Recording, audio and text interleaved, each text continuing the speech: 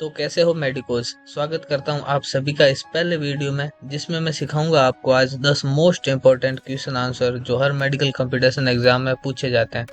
Subscribe कीजिए medico Jaswant को ऐसा ही लेटेस्ट कंटेंट पाने के लिए। और ये वीडियो नर्सिंग स्टूडेंट के लिए बहुत ही ज्यादा इंपॉर्टेंट है।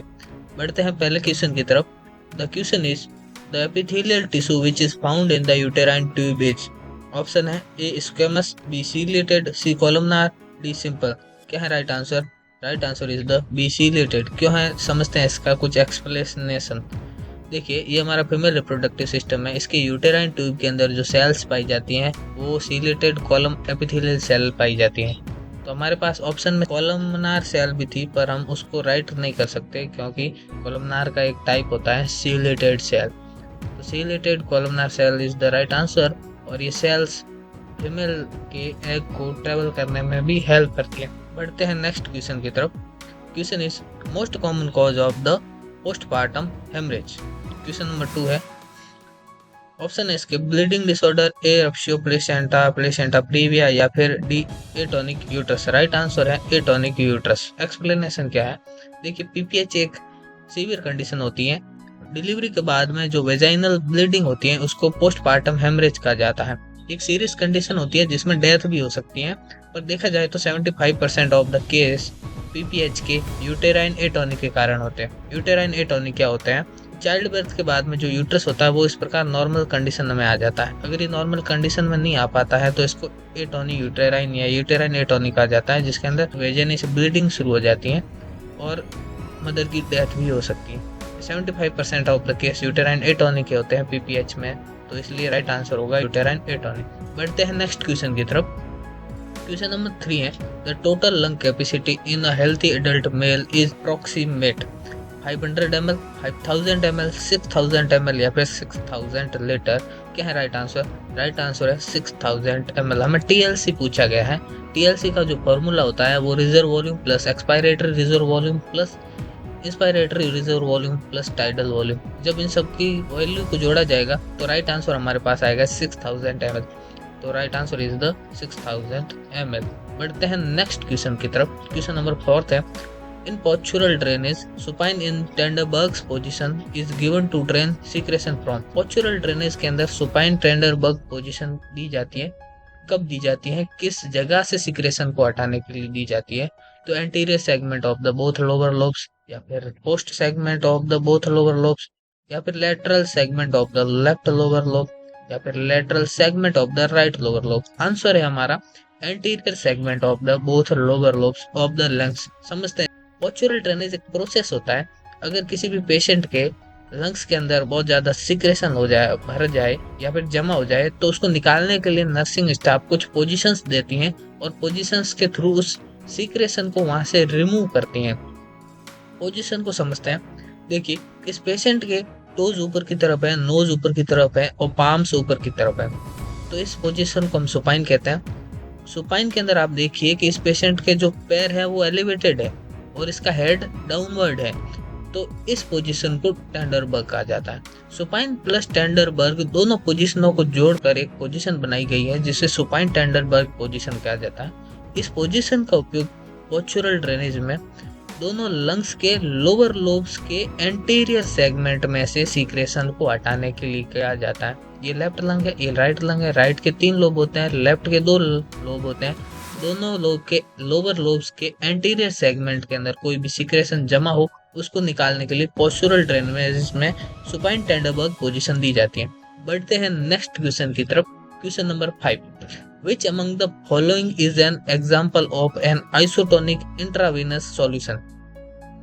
ऑप्शन है हमारे पास dextrose normal saline, 10% of dextrose, 0.45% of NaCl, या फिर रिंगर लैक्टेट। क्या है right answer? Ringer lactate is the right answer. समझते इसका explanation. Solution that contains some concentration of water and solute as the cell cytoplasm are called isotonic solution। एक ऐसा solution जिसके अंदर सॉल्वेंट और वाटर की कंसंट्रेशन सेल के cytoplasm के बराबर हो उसे हम आइसोटोनिक सॉल्यूशन कहते हैं। ये जो बोतल है ये एक रिंगर लैक्टेट की बोतल है। ये एक आइसोटोनिक सॉल्यूशन है और इंट्रावीनस सॉल्यूशन है, इसलिए आईवी दिया जाता है। आइसोटोनिक सॉल्यूशन की खास बात है कि इसके अंदर अगर सेल को डाला जाए तो वो ना तो फूलती है ना ही सिकुड़ती है, जबकि हाइपोटोनिक सॉल्यूशन के अंदर वाटर ज़्यादा होता है, सॉल्वेंट कम होता है, इसलिए वाटर सेल के अंदर चला जाता है और सेल फूल जाती है। जबकि हाइपोटोनिक सॉल्यूशन के अंदर सॉल्वेंट ज़्यादा होता है, वाटर कम होता है, इसलिए सेल का वाटर बाहर आकर उसे कंसंट्रेशन को नॉर्मल करने की कोशिश करता है। इस दौरान सेल सिकुड़ जाती है, पर आइसोटोनिक सॉल्यूशन यानी आरएल की कंडीशन में ऐसा कुछ नहीं होता है। बढ़ते हैं नेक्स्ट क्वेश्चन की तरफ।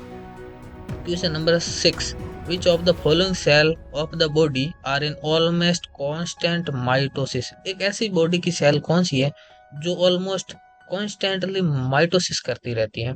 तो nerve cell, stomach cell, muscle cell या फिर रीनल सेल। राइट आंसर क्या है? राइट आंसर है स्टमक सेल। तो देखिए, the stomach cell mitosis constantly because the cell that line the stomach and gut are continually being lost due to the grinding action and acidic environment। grinding action क्या होता है? जो हमारा खाना होता है उसे छोटे छोटे दानों के रूप में चेंज करने के एक्शन को ग्राइंडिंग एक्शन कहते हैं, और एसिडिक इन्वायरमेंट HCl के कारण होता है।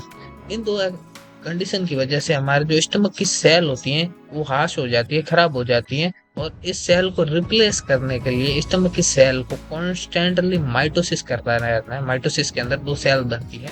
बढ़ते हैं नेक्स्ट क्वेश्चन की तरफ। Question number 7, a complete set of chromosome content all the genetic information of an individual is called their genome, their genotype, their autosome या फिर देयर सीक्वेंस।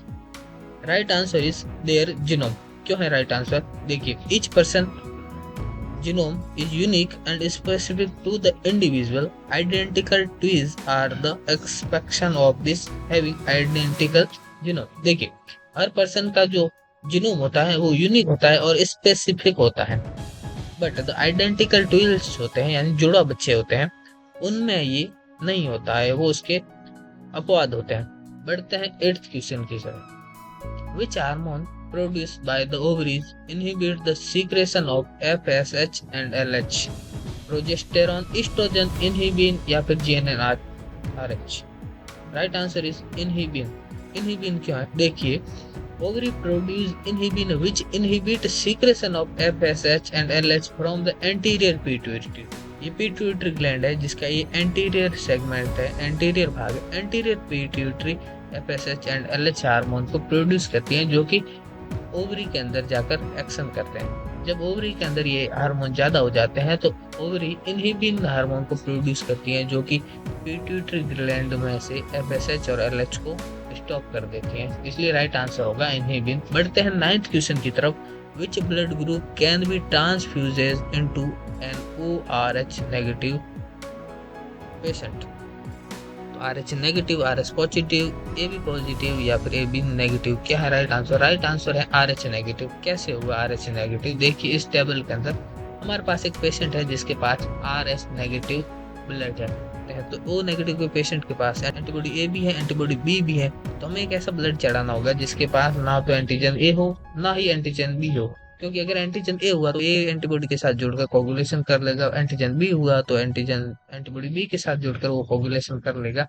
इसलिए हमें चाहिए एक ऐसा ब्लड जिसके अंदर दोनों एंटीजन ना हो। शुरू करते हैं A से। A के पास A एंटीजन है, इसे नहीं ले सकते। B के पास B एंटीजन, इसको नहीं ले सकते। AB के पास दोनों एंटीजन, इसको भी नहीं ले सकते। हमारे पास सिर्फ O ब्लड बचता है जिसके पास दोनों एंटीजन नहीं है, इसलिए O नेगेटिव के पेशेंट को हमेशा O नेगेटिव का ही ब्लड चढ़ेगा। लास्ट क्वेश्चन की तरफ बढ़ते हैं। Creatinine is a metabolic waste product excreted in the urine and derived from। creatinine एक metabolic waste है जो कि यूरिन के द्वारा एक्सक्रीट किया जाता है, पर ये बनाया किसके द्वारा जाता है? क्वेश्चन ये है। तो लिवर, मसल, बोन या फिर स्कल। राइट आंसर है हमारा मसल।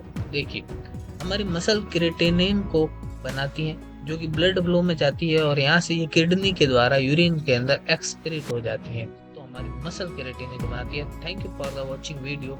सब्सक्राइब कीजिए मेडिको जसवंत को, क्योंकि हम समझाते हैं एक दोस्त की तरफ, और हम इंस्टाग्राम पे हैं मेडिको मास्टर।